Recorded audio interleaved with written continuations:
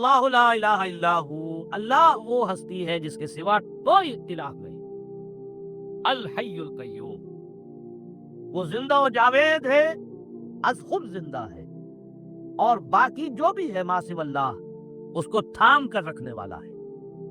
یہ دو جو اسما ہے اللہ تعالیٰ کے، ان کے بارے میں یہ حدیث آپ کو اس کتاب میں مل جائے گی کہ حضور نے فرمایا کہ اللہ تعالیٰ کا ایک اسم اعظم ہے کہ اس کے حوالے سے جب کوئی دعا کی جاتی ہے وہ ضرور قبول ہوتی ہے، لیکن حضور نے یہ نہیں بتایا کہ وہ کون سا ہے۔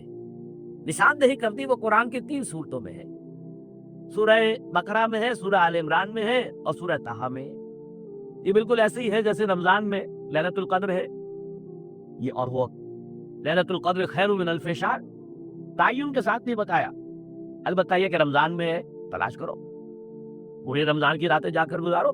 اگر تمہیں معلوم ہو ليلۃ القدر کتنی قیمتی ہے تو اس کے لیے 30 راتیں جاگنا کوئی بڑی بات تو نہیں، جبکہ وہ 1000 سال سے افضل ہے۔ اچھا یہ نہیں تو چلو 10 دن آخری عشرے میں تلاش کرو، چلو اور کمی کر دیتے ہیں، آخری عشرے کے جو طاق راتیں ہیں اس میں تلاش کرو، لیکن یہ تعین سے نہیں بتایا، لیکن یہ کہ کچھ ایسے اشارے 27ویں شب کے بارے میں گمان غالب ہے لوگوں کو، لیکن حضور نے نہیں بتایا صراحت کے ساتھ۔ بالکل وہی معاملہ یہاں ہے کہ حضور نے یہ فرما دیا کہ اس میں آدم ایک ہے اللہ کا، جس کے حوالے سے جو دعا کی جائے گی لازماً قبول ہوگی، اور وہ 3 صورتوں میں اب اس کی تحقیق کی ہے تو وہ یہ نام ہے۔ یہ 2 الفاظ، 2 نام اللہ کے اس طرح جڑ کر بریکٹ کی حیثیت سے سورہ بقرہ میں ہے، وہ تو ہم پڑھ رہے ہیں اس وقت، سورہ آل عمران کی پہلی ہی آیت میں ہے، دوسری آیت میں، پہلی آیت تو الف لام میم حروف مقطعات پر مشتمل ہے، لیکن دوسری آیت میں یہ دونوں ہیں، اور پھر سورہ طٰہٰ میں الحی القیوم۔ اس الحی اور القیوم میں ایک تو بات یہ نوٹ کیجئے کہ اللہ تعالیٰ کی چونکہ صفات کے بارے میں یہاں توحید صفاتی کا بیان اب تفصیل سے ہوگا، تو دیکھیے ہماری ایک مجبوری ہے، کمزوری ہے، ہماری ایک محدودیت ہے، لیمیٹیشن ہے۔ ہماری زبان میں وہی الفاظ بطور صفت استعمال ہوتے ہیں مخلوق کے لیے بھی، انسانوں کے لیے بھی، اور اللہ کے لیے بھی۔ اللہ بھی عالم ہے، بندے بھی عالم ہوتے ہیں، علامہ بھی ہوتے ہیں۔ علام الغیوب وہ ہے تو علامے تو یہاں بے شمار ہے، بلکہ سیالکوٹ تو ایک ایسا شہر ہے وہاں سے جو نکلتا ہے علامہ ہوتا۔ بہت سے جگہ ایسے بھی ہیں۔ بہرحال علامہ ایک ڈگری بھی تھی، بھاولپور یونیورسٹی جب ہوتی تھی اسلامی یونیورسٹی، ابھی جبکہ وہ پرانا دور تھا اب تو خیر نہیں ہے، تو وہاں علامہ ڈگری تھی، وہاں سے جس کو ڈگری ملے وہ علامہ ہے۔ ہمارے علامہ شبیر احمد بخاری جو ہے، جو ابتدائے خلافت میں ان کی نظمیں اور نعتیں شائع ہوتی رہتی، وہ علامہ اس اعتبار سے ہے کہ بھاولپور کی جو جامعہ عباسیہ کہلاتی تھی وہ یونیورسٹی، تو اس کی ڈگری تھی علامہ۔ لیکن یہ کہ 3 چیزوں کا ذہن میں اپنے پوری طریقے سے استحضار رکھیے، جب کوئی صفت اللہ کے لیے استعمال ہوگی تو اس میں 3 چیزیں ہوگی، اور جب وہی صفت بندوں کے لیے یا مخلوق میں سے کسی کے لیے ہوگی تو ان 3 کے برعکس چیزیں ہوگی۔ وہ 3 چیزیں کیا ہیں؟ اللہ کی ذات بھی اپنی ہے، کسی اور نے نہیں بنائی ہے، اسی طرح اس کی صفات بھی ذاتی ہے، کسی اور کی عطا کردہ نہیں، نمبر 1۔ جبکہ جملہ مخلوقات میں جو بھی صفات ہے وہ اللہ کی عطا کردہ ہے، ان کا وجود بھی اللہ کا عطا کردہ ہے، ان کی صفات بھی اللہ کی عطا کردہ ہے۔ نمبر 2، اللہ کی ذات لا متناہی، اسی طرح اس کی صفات بھی لا متناہی، اینڈ لیس، لمٹ لیس، ہر شے کا جاننے والا، ہر شے پر قادر۔ یہ اب ہمارے پاس ہر کے سوا کو آرڈر ہے نہیں، لیکن یہ کہ ما سوا کا معاملہ یہ نہیں ہے، تمام صفات، ان کی ذات بھی محدود، صفات بھی محدود۔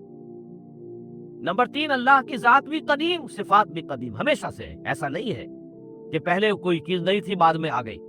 جیسے ہمارا علم کیا ہے، پہلے تو جب اپنی ماؤں کے پیٹ سے پیدا ہوئے تو کوئی علم ہمارے پاس نہیں تھا، یہ سارا اکتسابی علم ہے نا جو ہمیں حاصل ہوا ہے۔ لیکن یہ کہ اللہ تعالیٰ کا علم ذاتی ہے اور ہمیشہ سے، وہ حادث نہیں ہے، جبکہ ما سوی اللہ جو بھی ہو، انبیاء ہو، فرشتے ہو، رسول ہو، اولیاء اللہ ہو، کسے باشا، ان کی جو بھی صفت ہے وہ حادث ہے، ان کا وجود بھی حادث، ان کی صفات بھی حادث۔ یہ معاملہ آج کی گڑبڑ ہے، اس کا کہاں گیا ہو پھر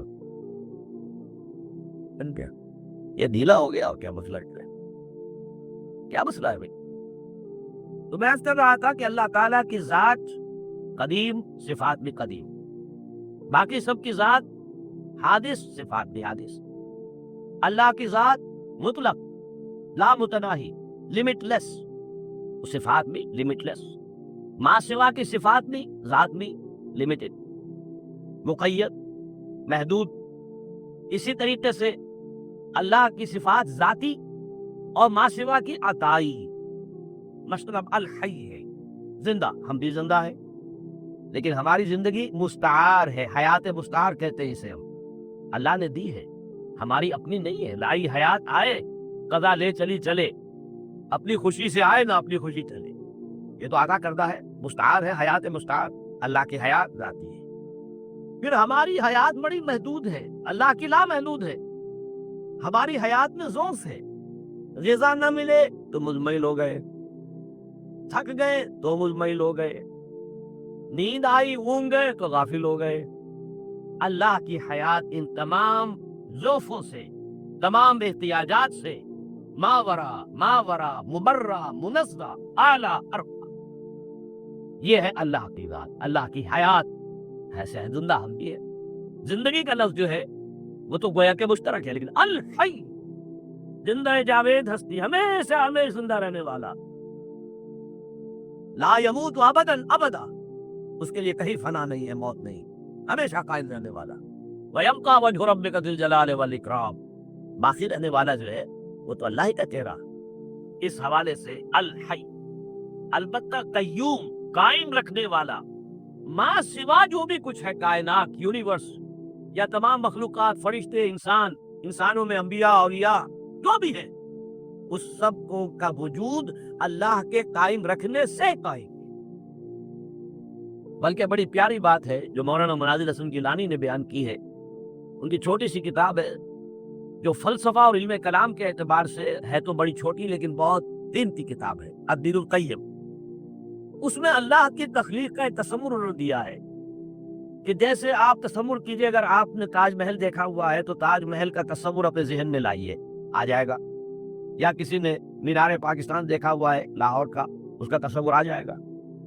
لیکن یہ تصور جو ہے آپ کے ذہن کے اندر ہے, اس کا اپنا کوئی وجود نہیں ہے.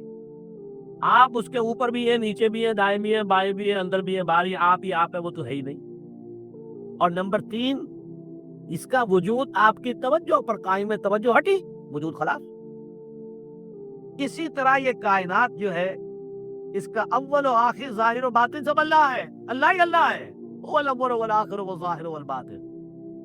اور نمبر 2 یہ کہ اس کی توجہ ہے کہ جو اس کائنات کو تھامے ہوئے ہے, ایک لحظے کے لیے توجہ ہٹے یہ نسیہ منسیہ ہو جائے, اس کا وجود ہی نہیں رہے.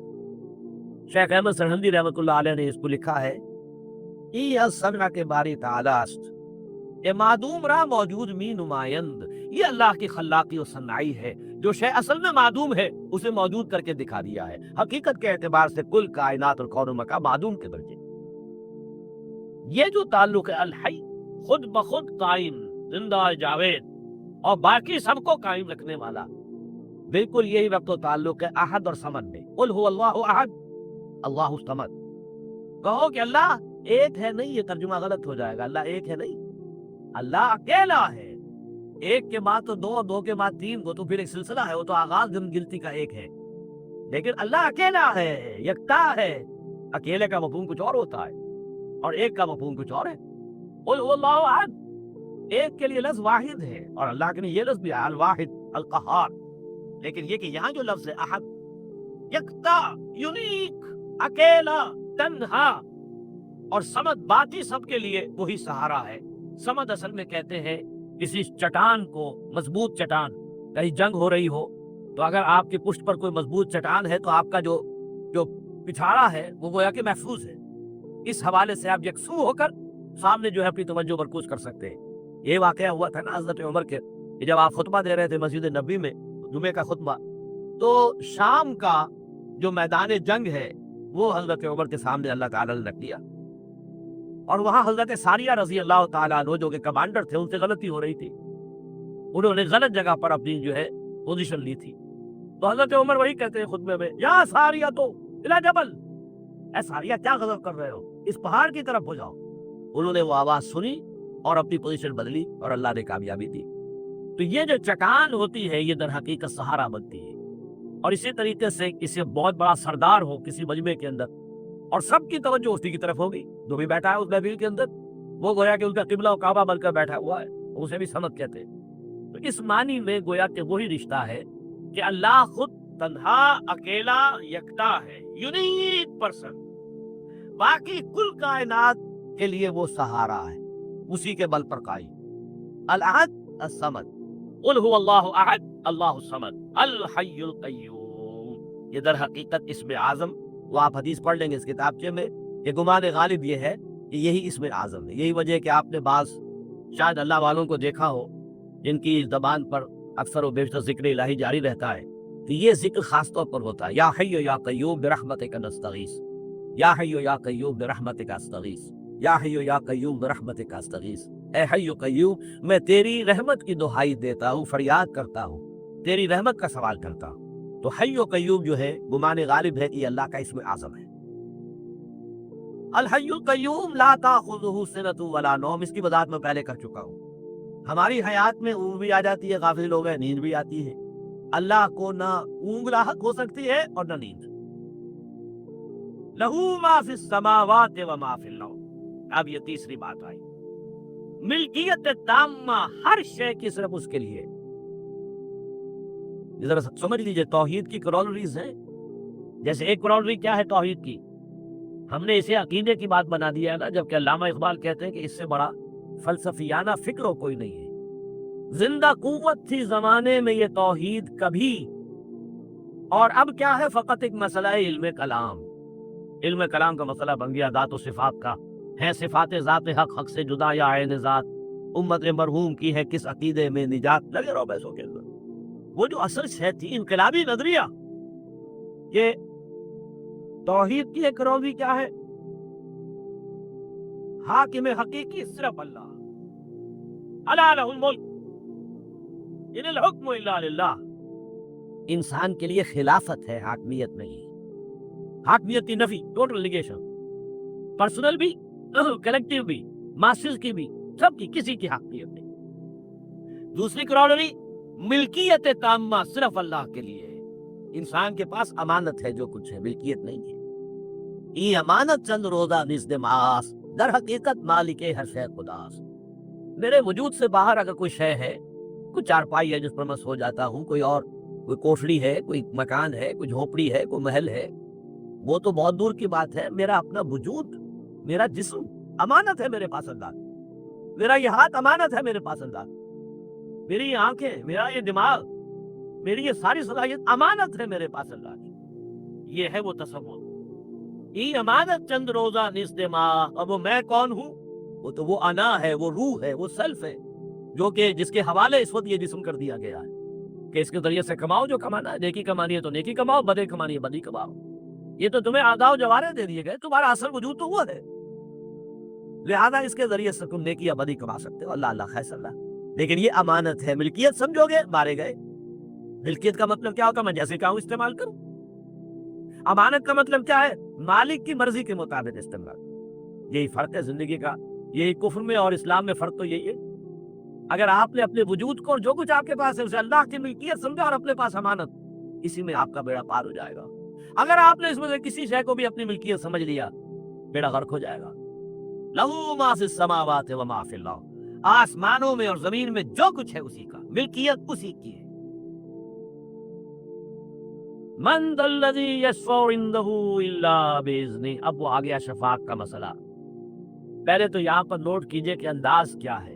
मन दल्लज़ी यशफ़उ इंदहु इल्ला बिइज़्निही। कौन है वो जो शफाअत की जुर्रत कर सके उसकी जनाब में, मगर उसकी इजाजत से। पहला अंदाज जो है वो बड़ा फिर चैलेंजिंग है कौन वो? तो ये समझता हो कि उसे ये इख्तियार हासिल है, जो समझता हो कि उसे वो जोर हासिल है, वो कुव्वत हासिल है कि उसकी बिना पर उसकी सिफारिश मानी जाए। कोई नहीं है इस कायनात में। तक न बाचल मन ज़ल्लज़ी यशफ़उ इंदहु। कौन है वो जो शफाअत कर सके उसकी जनाब में? इल्ला बिइज़्निही। इस्तिस्ना आ गया, हाँ उसकी इजाजत से। अब इसको लोड कर लीजिए। चूंकि हमारे यहाँ ये मसला है, बड़ा इख्तिलाफी मसला है, इसकी हकीकत क्या है?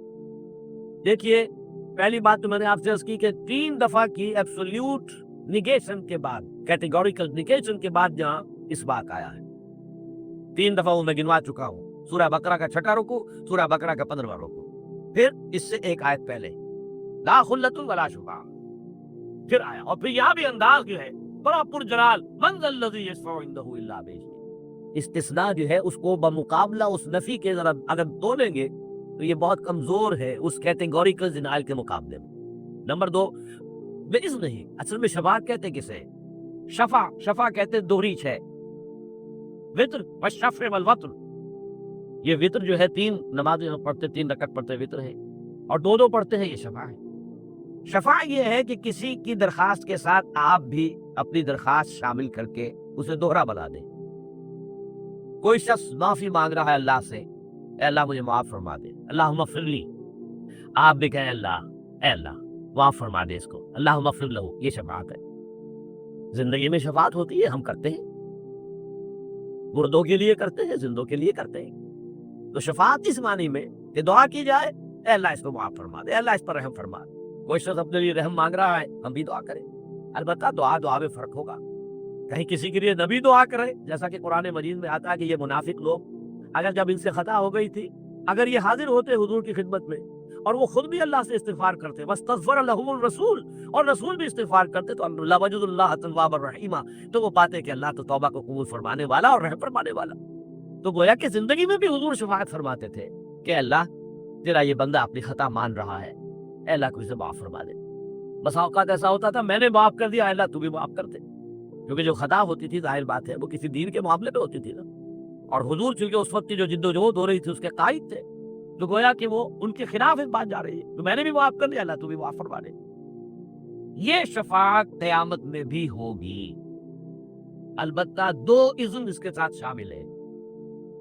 जो शफाअत करे उसे इजाजत मिले कि हाँ तुम शफाअत कर सकते हो, जिसके लिए सिफारिश की जा रही हो उसके लिए भी एक्सप्रेस परमिशन मिले, इसके लिए कर सकते हो। ये 2 तरफा इज़्न है। मुख्तलिफ मकामात पर कुरान मजीद के अगर आप उसका जायजा लेंगे तो एक इज़्न नहीं है। अल्लाह का इज़्न उस बंदे को कि तुम सिफारिश कर सकते हो, इस बंदे के लिए, ये दोनों चीजें इज़्न में शामिल। अब सवाल पैदा होता है जब हम सारी बातों की कोई अपनी तौजीह भी करने की कोशिश करते हैं कि फिर शफाअत का फायदा क्या है। पहली बात तो ये सब मानते हैं, जो बरेलवी मकतब ज़िक्र के लोग हैं वो भी मानते हैं कि ऐसी कोई शफाअत नहीं है कि जो अल्लाह पर कोई अपने इख्तिदार, अपने गलबे, अपनी कुव्वत के बल पर अल्लाह से कोई बात मनवा ले, इसका कोई इम्कान नहीं। वो तो शिर्क हो जाएगा, बदतरीन किस्म का शिर्क हो जाएगा। लेकिन शफाअत की फिर क्या मकाम, क्या है इसका माल, क्या है?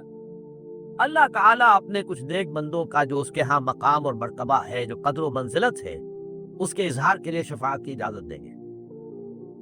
लेकिन अब अगर हम ये समझे कि जैसे ये मजमा लगा हुआ है और मैं कहूँ साहब अच्छा साहब आप कर सकते हैं शफाअत इनके हक में, तो फिर तो कोई कदर व मंजिलत उनकी तो सामने ना आई, वो तो मेरा इख्तियार है लोगों के सामने।